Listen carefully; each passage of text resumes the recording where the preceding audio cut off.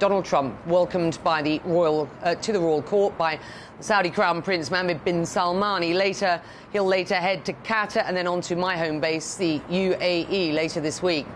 Well, here, CEOs from virtually every major US company, including Elon Musk, are present as the White House eyes foreign investment and other business opportunities. This hour, they are attending an investment forum where the two leaders are expected to speak and to sign agreements. Well, outside of these meetings today, elsewhere in this region, the war in Gaza drags on with more death and more suffering. Israel's blockade of humanitarian aid now in its third month. Well, we've got a lot to unpack here. Let's start by our senior White House reporter, Betsy Klein. It's good to have you here in region. Thank you. The Saudi perspective on this trip, laid out by the Saudi ambassador to the US, is the following. I quote her from an op-ed earlier today in the Washington Times. Quote, "In the kingdom, we believe that a sustainable partnership begins with reciprocity."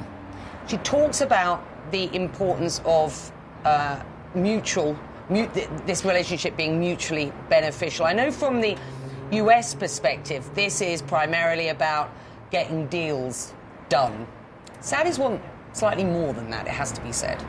That's absolutely right. I mean, for President Trump, this is about establishing himself as a deal maker and somebody who can get a win on the global stage, particularly after all that damage that we've seen from his so-called Liberation Day, imposing significant tariffs across the board on China and every other country. We saw all of that pomp and circumstance and pageantry. The president, of course, a reality TV star, he is acutely aware of what the imagery looks like. He got that 21-gun salute, Arabian horses. He walked a royal purple carpet with Crown Prince Mohammed bin Salman. His hosts have really provided the president this very warm hospitality, a warm welcome, and imagery that is sure to please the president. But, you know, Mohammed bin Salman, the Crown Prince, he has worked very hard to cultivate these ties with the Trump administration. His country was essentially isolated after the 2018 killing of the journalist Jamal Khashoggi, and he's worked very hard to sort of rebuild and repair his standing on the world stage. Trump is an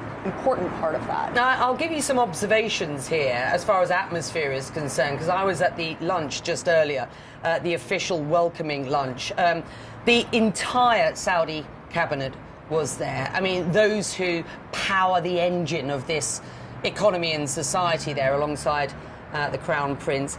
And many of the US cabinet were there, you know, a plethora of CEOs, both from the US and indeed significant business partners here as well. And I have to say that the atmosphere between Mohammed bin Salman and the US president was extremely cordial, as it was between many of the Saudi princes and cabinet members and the other members of the Trump administration who were here: Howard Lutnick, Pete Hegseth, Rubio, Scott Bessent.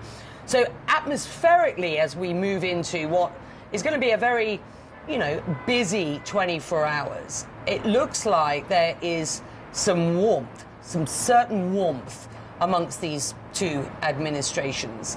Question is, what will success look like for the US at the back end of this trip?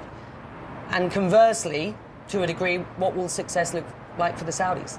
Well, I think to your point, I mean, the president really wants to show that he is able to get some major Saudi investments in the United States, as well as from Qatar and the UAE when he goes there later this week. And I think for him, it's really all about showing that he can make deals, showing that he has these relationships. These are not traditional U.S. allies, and the president has really reimagined the role of the U.S. in the world and really has, I think the point of his trip being to Saudi Arabia as his first stop, the first major international trip, shows that he is putting outsized importance on these countries as alliances, and in a way that is so different from so many of his predecessors. This is also a trip that echoed that trip he took in 2017, the first trip of his first administration to Saudi Arabia. Of course, notably, Israel is not on the list of stops this trip, and that really underscores how much the geopolitical situation has changed. The kingdom is very keen, astutely aware that this administration will see a very different Saudi from that which they saw back in 2017. This is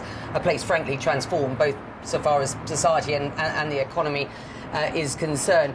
But you're right to point out that Trump's America First policies, he sees huge advantage from what is the sovereign cash from these countries of the Gulf. But I can tell you, just talking to sources here, this is not a blank check. Certainly not from Saudi Arabia on this occasion, nor from Qatar, nor the UAE. So it's going to be interesting to see what comes out of this. I'm told that something like 100 deals will be cut at this investment forum. There may be a lot of window dressing in that. Let's be quite clear about that. Some of those deals will be MOUs. They won't all necessarily be hard agreements. Some of them will be agreements to agree, as it were. Yeah. But certainly it's good to have you here, and we will continue to monitor what is, a very pivotal moment, I think, in US Gulf relations in what is a new era for this region. Absolutely. Thank you. Well, several Trump administration officials say the US president's top priority is obtaining economic agreements. He's set to speak at the Saudi-US Investment Forum here in Riyadh in about an hour's time. Let's stay on this with Mohammed Soliman. He's a senior fellow at the Middle East Institute. With both leaders under pressure to deliver at home, just how crucial is this trip, and are these deals, as it were, that are expected to be signed? Great to be back with you, Becky. The Gulf countries, and specifically Saudi Arabia, are in a very unique position when it comes to the global economic situation. The region is the new Europe in the mindset of President Trump, meaning this is a region of growth, a region that has the financial clout to be able to invest massively in major priority areas.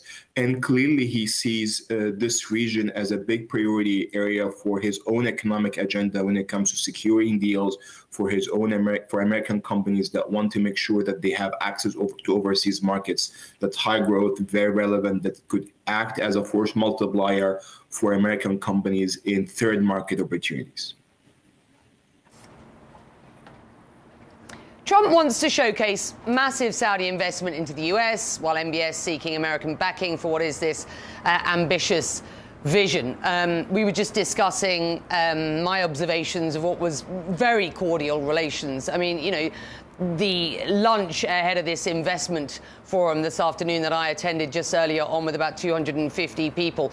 Extremely pleasant atmosphere, I have to say, particularly for those who've just got off AF1, which is a long trip. Here, the president stood for an hour greeting people in a line, which I have to say I thought was quite impressive. But now they're here. What risks, if either side fails to really nail this relationship, to ensure that this relationship delivers on a sort of national security basis for both sides? I'll be quite frank here. I think the US-Saudi relationship are anchored in two leaders that have respect for each other. I think the personal relationship is the main anchor here. And I think anything they're able to secure on this trip is going to be upside when it comes to MOUs. The biggest challenge in any trip, let's be frank here, is how can you make those MOUs reality? How can you transform those MOUs on actual brick and mortar investment, that you have a factory, you have a holding company that's able to act on the MOU. That's always a challenge that we see. But it's very clear to me from the names that we have been seeing in the US-Saudi Investment Forum that there's a level of seriousness in terms of who is speaking, what they're speaking about. Clearly, there's almost like a roadmap for how US-Saudi relationship will go from here. We've spoken before, and you and I have discussed the importance of geotech in what is a new world of international affairs, the sort of paradigm shifting. We still talk geopolitics, we still talk geoeconomics, and we should talk about that in the context of this trip for Donald Trump. But geotech really sits at the heart of Donald Trump's foreign policy, it seems, and at the heart of these burgeoning, emerging economies. Just explain, if you will, briefly. Let me start with this. When President Trump came to office first time in 2017, he made he broke with the traditional consensus around China policy and the traditional consensus around technologies. Meaning, when he came to power in 2017, we started seeing a major rethinking around how we should think about Chinese equipment in 5G networks, in cloud regions, and we have seen U.S. pressure through what we call the Clean Network Initiative to push allies and partners away from Chinese hardware. So his team was the first to be able to pressure allies and partners, make the question of Chinese tech a major pillar of dialogues and bilateral agreements. And Biden team built on that, and he's now back to power, and his team is very much focused on the question of how the United States can win the IRAs